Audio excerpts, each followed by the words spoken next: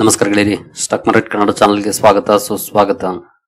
ಗೆಳೆಯರಿ, ವಿಡಿಯೋದಲ್ಲಿ ನಮ್ಮ ಮಾರ್ಕೆಟ್ಗೆ ಸಂಬಂಧಪಟ್ಟಂತೆ ಹಾಗೂ ಕೆಲವು ಸೆಕ್ಟರ್ ಗಳಿಗೆ ಸಂಬಂಧಪಟ್ಟಂತೆ ಇವತ್ತು ಬಂದಿರುವಂತ ಬ್ರೇಕಿಂಗ್ ಸುದ್ದಿಗಳ ಕಡೆ ಗಮನ ಹರಿಸುವಂತ ಪ್ರಯತ್ನವನ್ನು ಮಾಡೋಣ. ಹಾಗೆ ಇಲ್ಲಿ ಕೆಲವು ಸ್ಟಾಕ್ ಗಳಿಗೆ ಸಂಬಂಧಪಟ್ಟಂತ ಅಪ್ಡೇಟ್ ಗಳು ಕೂಡ ಇದ್ದಾವೆ, ಅವುಗಳನ್ನು ಕೂಡ ತಿಳ್ಕೊಳ್ಳೋಣ. ಮೊದಲಿಗೆ ಡಿಸ್ಕ್ಲೇಮರ್ ಕೊಡ್ಲಿಕ್ಕೆ ಇಷ್ಟಪಡ್ತೀನಿ. ಇಲ್ಲಿ ಕವರ್ ಮಾಡ್ತಿರುವಂತ ಯಾವುದೇ ಸ್ಟಾಕ್ ಅನ್ನು ಕೂಡ ರೆಕಮೆಂಡ್ ಮಾಡ್ತಿಲ್ಲ. ನೀವು ಫರ್ದರ್ ಸ್ಟಡಿ ಮೆಡಿಟೇಷನ್ ತಗೊಳ್ಬಹುದು. ಆಸ್ ಎಜುಕೇಶನಲ್ ಪರ್ಪಸ್ ನಾನು ವಿಡಿಯೋ ತರ್ತಾ ಇದ್ದೀನಿ. ಹಾಗೆ ಇಲ್ಲಿವರೆಗೂ ನಮ್ಮ ಇನ್ಸ್ಟಾಗ್ರಾಮ್ ಹಾಗೂ ವಾಟ್ಸ್ಆಪ್ ಚಾನಲ್ ನ ಫಾಲೋ ಮಾಡ್ತಿಲ್ಲ ಅಂತಂದ್ರೆ ಚಾನಲ್ ಡಿಸ್ಕ್ರಿಪ್ಷನ್ ಅಲ್ಲಿ ಲಿಂಕ್ಸ್ ಗಳಿದೆ, ಅವುಗಳನ್ನು ಕೂಡ ಫಾಲೋ ಮಾಡಬಹುದು. ಇಲ್ಲೇನಾದ್ರೂ ಸಮಸ್ಯೆಗಳಾದ್ರೆ ಅಲ್ಲಿ ವಿಡಿಯೋಗಳನ್ನ ಅಪ್ಲೋಡ್ ಮಾಡ್ತೀವಿ. ಇನ್ನು ತರಬೇತಿ ಕಾರ್ಯಕ್ರಮದ ಬಗ್ಗೆ ಇಂಟ್ರೆಸ್ಟ್ ಇರೋರು ಇಮೇಲ್ ಮೂಲಕ ಸಂಪರ್ಕ ಮಾಡಬಹುದು. 2ನೇ ಬ್ಯಾಚ್ ಕೂಡ ಇವತ್ತಿಂದ ಪ್ರಾರಂಭ ಆಗ್ತಾ ಇದೆ. ಇಂಟ್ರೆಸ್ಟ್ ಇರುವಂತವರು ಸಂಪರ್ಕ ಮಾಡಬಹುದು. ಇಮೇಲ್ ಮೂಲಕ ಇನ್ನು ಹೆಚ್ಚಿನ ಮಾಹಿತಿಯನ್ನ ತರಬೇತಿ ಕಾರ್ಯಕ್ರಮಕ್ಕೆ ಸಂಬಂಧಪಟ್ಟಂತೆ ಹಂಚಿಕೊಳ್ತೇವೆ. ಇನ್ನು ಸುದ್ದಿಗಳ ಕಡೆ ಬರೋದಾದ್ರೆ, ಮೊದಲಿಗೆ ಇವತ್ತು ಆಂಫಿ ಡೇಟಾ ರಿಲೀಸ್ ಆಗಿದೆ.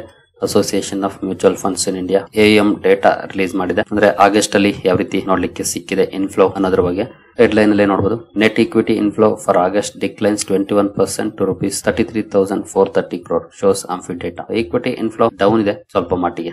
ಮಂತ್ಲಿ ಇನ್ಫ್ಲೋ ನೋಡಬಹುದು. ಮ್ಯೂಚುವಲ್ ಫಂಡ್ಸ್ ಗೆ ಬಂದಿರುವಂತದ್ದು ಈಕ್ವಿಟಿಯಲ್ಲಿ 33,430 crores ನೋಡ್ಲಿಕ್ಕೆ ಸಿಕ್ಕಿದೆ. ಇಂದಿನ ತಿಂಗಳು 42,702 ಕೋಟಿ ಇತ್ತು. ಇಂದಿನ ತಿಂಗಳಿಗೆ ಹೋಲಿಸಿದ್ರೆ ಕಡಿಮೆ ಆಗಿದೆ ಈಕ್ವಿಟಿ ಇನ್ಫ್ಲೋ.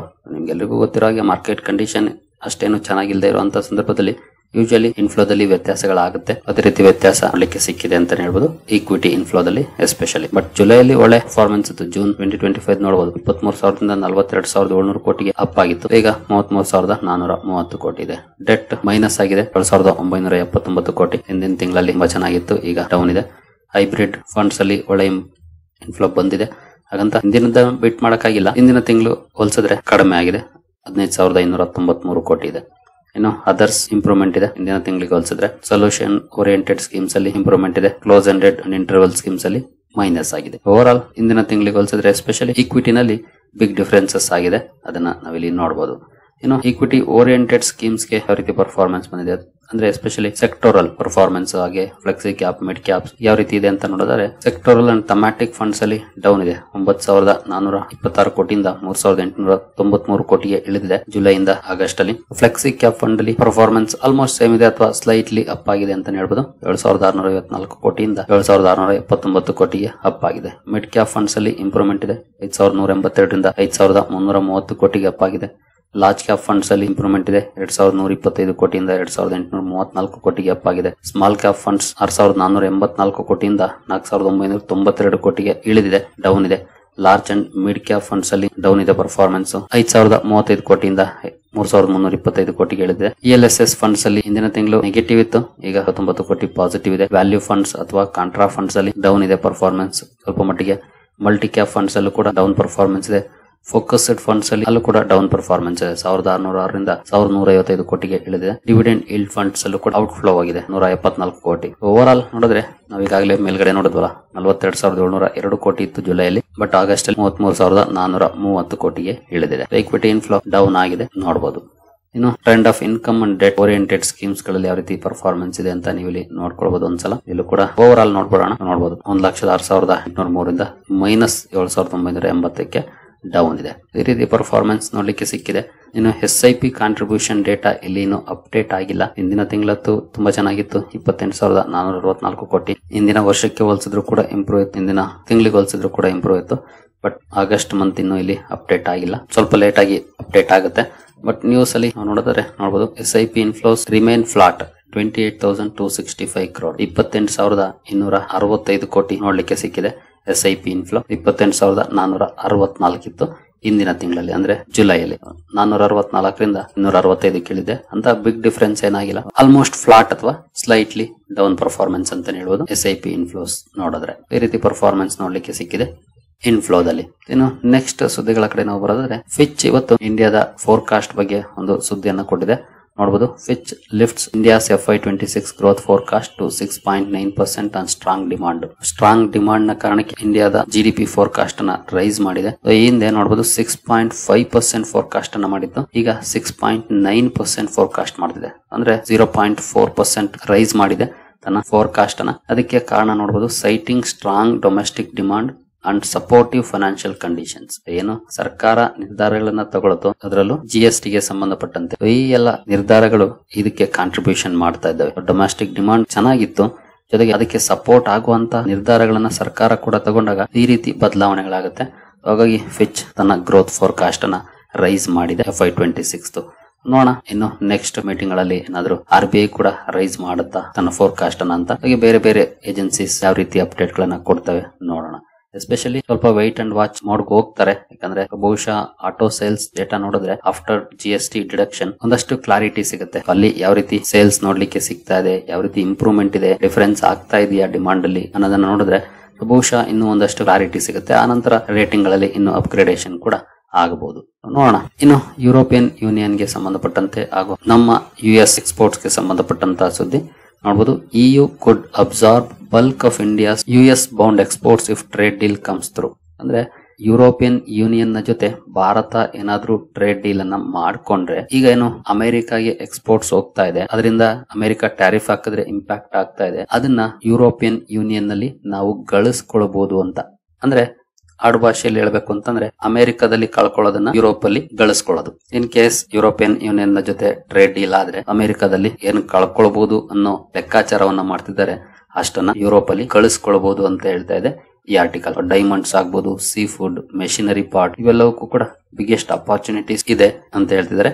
ಬಟ್ ಇದು ಟ್ರೇಡ್ ಡೀಲ್ ಆದ್ರೆ, ಟ್ರೇಡ್ ಡೀಲ್ ಆಗದೆ ಇದ್ರಲ್ಲ ನೋಡಬಹುದು. ಇಂಡಿಯಾಸ್ ಎಕ್ಸ್ಪೋರ್ಟ್ಸ್ ಅಮೆರಿಕಾಗೆ $79.4 ಬಿಲಿಯನ್ ಇದೆ. ಅದೇ ಯುರೋಪಿಯನ್ ಯೂನಿಯನ್ ಗೆ $77.5 ಬಿಲಿಯನ್ ಇದೆ. ಅದರಲ್ಲಿ ಸುಮಾರು $67 ಬಿಲಿಯನ್ ಅನ್ನು ಯುರೋಪ್ ತಗೊಳ್ಬಹುದು US ಇಂದ ಅನ್ನೋಂತ ಎಸ್ಟಿಮೇಟ್ ಅನ್ನ ಮಾಡ್ತಿದ್ದ. ಅಂದ್ರೆ ಇದು ಟ್ರೇಡ್ ಡೀಲ್ ಆದ್ರೆ ಬಹುಶಃ ಏನ್ ಇಲ್ಲಿನ ಡಿಫರೆನ್ಸ್ ಇದೆ $79 ಬಿಲಿಯನ್, $67 ಬಿಲಿಯನ್ ಅಂದ್ರೆ ಆಲ್ಮೋಸ್ಟ್ ಇನ್ನ $12 ಬಿಲಿಯನ್ ಕಡಿಮೆ ಆಗುತ್ತೆ. ಇನ್ ಬಿಗ್ ಡಿಫರೆನ್ಸ್ ಆಗೋದಿಲ್ಲ. ಖಂಡಿತ ಅದು ಮಾರ್ಕೆಟ್ಗೂ ಕೂಡ ಒಳ್ಳೇದು, ಜೊತೆಗೆ ಇಂಡಿಯನ್ ಎಕ್ಸ್ಪೋರ್ಟರ್ಸ್ಗೂ ಕೂಡ ಒಳ್ಳೇದಾಗುತ್ತೆ.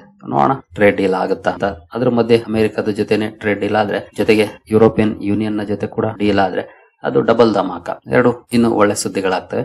ನೋಡೋಣ ಇನ್ನು ನಿಫ್ಟಿಗೆ ಸಂಬಂಧಪಟ್ಟ ಸಂಜಯ್ H ಪರೇಖ್ ಅವರು ಒಂದು ಅಪ್ಡೇಟ್ ಅನ್ನು ಕೊಟ್ಟಿದ್ದಾರೆ.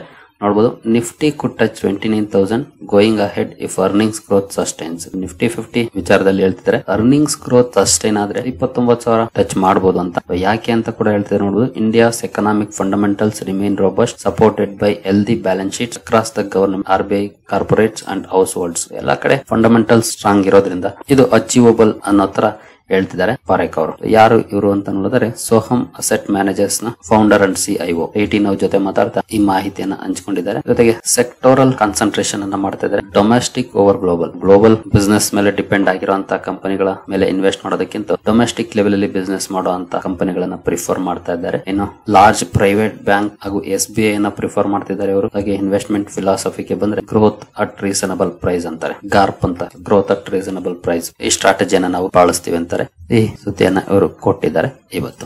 ಇನ್ನು GST ರೇಟ್ ಕಟ್ ಗೆ ಸಂಬಂಧಪಟ್ಟಂತ ಒಂದು ಸುದ್ದಿಯನ್ನು ನೋಡಿದರೆ ನೋಡಬಹುದು, GST rate cut to spur broader access and market growth of Indian pharma market. Prices ಕಡಿಮೆ ಆಗೋದ್ರಿಂದ GST ರಿಡಕ್ಷನ್ ಇಂದ ಇನ್ನು ಹೆಚ್ಚಿನ ಗ್ರೋತ್ ಕಂಡು ಬರಬಹುದು ಅಂತ ಹೇಳ್ತಿದ್ದಾರೆ ಫಾರ್ಮಾ ಮಾರ್ಕೆಟ್ಸ್ ಅಲ್ಲಿ.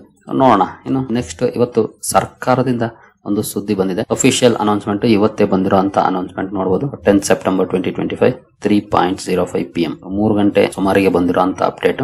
Cabinet approves doubling of Bhagalpur Dumka Rampurhat single railway line section 177 kilometre in Bihar, Jharkhand and West Bengal with total cost of ₹3,169 crore. ಇವತ್ತು ಕೊನೆ ಹಂತದಲ್ಲಿ ಬಂದಿದೆ. ಅಂದ್ರೆ ಮಾರ್ಕೆಟ್ ಕ್ಲೋಸ್ ಆಗೋ ಟೈಮ್ಗೆ ರೈಲ್ವೇಸ್ಗೆ ಒಳ್ಳೆ ಸುದ್ದಿ ಅಂತಾನೆ ಹೇಳ್ಬೋದು. 3,169 ಕೋಟಿ ಮೊತ್ತದ ಪ್ರಾಜೆಕ್ಟ್ ಅನ್ನು ಅಪ್ರೂವ್ ಮಾಡಿದೆ ಸೆಂಟ್ರಲ್ ಕ್ಯಾಬಿನೆಟ್ ಇವತ್ತು. ಈ ರೈಲ್ವೆ ಲೈನ್ 177 ಕಿಲೋಮೀಟರ್ ಇರುತ್ತೆ. ಬಿಹಾರ, ಜಾರ್ಖಂಡ್ ಹಾಗೂ ವೆಸ್ಟ್ ಬೆಂಗಾಲ್ ಅಲ್ಲಿ ಇರುತ್ತೆ ಈ ಲೈನ್. ನೋಡಬಹುದು, ಅದು ಈಗಾಗಲೇ ಲೈನ್ ಇದೆ, ಅದನ್ನ ಡಬ್ಲಿಂಗ್ ಮಾಡುವಂತ ಪ್ರಾಜೆಕ್ಟ್ ಇದು. 3,169 ಕೋಟಿ ರೈಲ್ವೇಸ್ಗೆ ಸಿಗ್ತಾ ಇದೆ ಈ ಮೂಲಕ. ಇನ್ನು ನೆಕ್ಸ್ಟ್ ಇನ್ನೊಂದು ಅಪ್ರೂವಲ್ ಅನ್ನ ಮಾಡಿದೆ ಇವತ್ತೇ, ಇದು ಕೂಡ ನೋಡಬಹುದು. ಸೇಮ್ ಟೈಮ್ ಗೆ ಬಂದಿರುವಂತ ಅಪ್ಡೇಟ್ ಇದು. Cabinet approves construction of 4-lane green field access controlled Mokama Munger section of the Buxar Bhagalpur high speed corridor in Bihar an hybrid annuity mode with total project length of 82 kilometre with an outlay of ₹4,447 crore. 4,447 ಕೋಟಿ ಮೊತ್ತದ 4-lane green field access ಇರುವಂತಹ high speed corridor ಅನ್ನು approve ಮಾಡಿದೆ ಬಿಹಾರದಲ್ಲಿ. ಸುಮಾರು 82 kilometre ಉದ್ದದ corridor ಆಗಿರುತ್ತೆ ಇದು.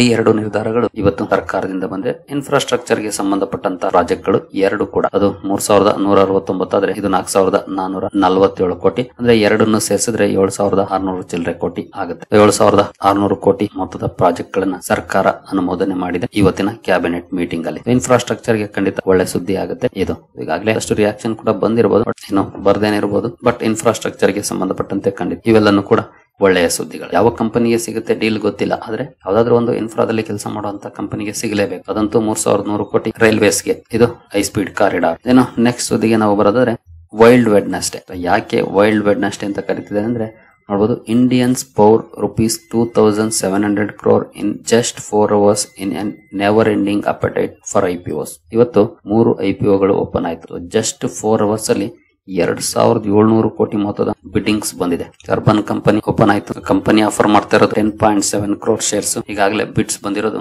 20.4 crore ಶೇರ್ಸ್. ಇನ್ನು ನಾಳೆ ನಾಡಿದ್ದು 2 ದಿನ ಓಪನ್ ಇರುತ್ತೆ. ಬಟ್ ಮೊದಲನೇ ದಿನ ಡಬಲ್ ಆಗಿದೆ ಬಿಡ್ಡಿಂಗ್ ಪ್ರೊಸೀಜರ್. ಏನು ದೇವ್ ಅಕ್ಸಲರೇಟರ್ ಎಲ್ಲೂ ಕೂಡ ನೋಡಬಹುದು 3.5 times ನೋಡ್ಲಿಕ್ಕೆ ಬಿಡ್ಡಿಂಗ್. ನಂತರ Shringar house of mangalsutra jewellery manufacturer 1.7 crore offer ಮಾಡ್ತಿದೆ ಕಂಪನಿ ಶೇರುಗಳನ್ನು. ಬಿಡ್ಸ್ ಬಂದಿರೋದು ಆಗ್ಲೇ 2 ಕೋಟಿಯನ್ನ ಕ್ರಾಸ್ ಮಾಡಿದೆ. ಈ ಪ್ರಮಾಣದ ಬೇಡಿಕೆ ಈ 3 IPOಗಳಲ್ಲಿ ನೋಡ್ಲಿಕ್ಕೆ ಸಿಕ್ಕಿದೆ ಇವತ್ತು. ಅದರಲ್ಲೂ ಅರ್ಬನ್ ಕಂಪನಿ ತುಂಬಾ ಒಳ್ಳೆ ರೆಸ್ಪಾನ್ಸ್ ಅನ್ನ ಪಡ್ಕೊಂಡಿದೆ. ಯಾಕಂದ್ರೆ ಗ್ರೇ ಮಾರ್ಕೆಟ್ ಪ್ರೀಮಿಯಂ ಚೆನ್ನಾಗಿತ್ತು, ಹಾಗಾಗಿನೇ ಈ ರೀತಿಯ ಬಿಡ್ಡಿಂಗ್ ಕೂಡ ಬಂದಿದೆ. ಸರಿ ಗೆಳೆಯರೇ, ಈ ಎಲ್ಲ ಅಪ್ಡೇಟ್ಸ್ ನಿಮ್ಗೆ ಇಷ್ಟ ಆಗಿದೆ ಅನ್ಕೊಳ್ತೀನಿ.